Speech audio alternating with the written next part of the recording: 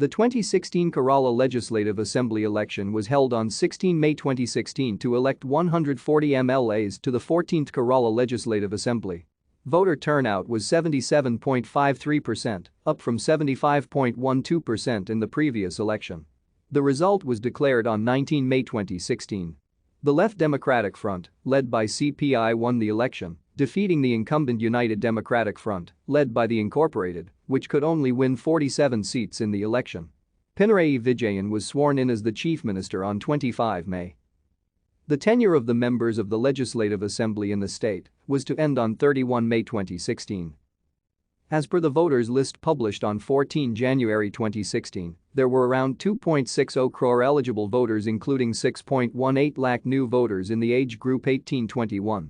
Elections to the 140-member assembly were held in 21,498 polling stations set up at 12,038 locations.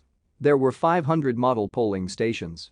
Systematic voters' education and electoral participation program was undertaken in Kerala to raise voter awareness. 2,065 voter-verified paper audit trail units were used by the Election Commission in 1,650 polling stations in 12 constituencies. Thank you for watching. Like and subscribe if you would like to view more of our videos. Have a nice day.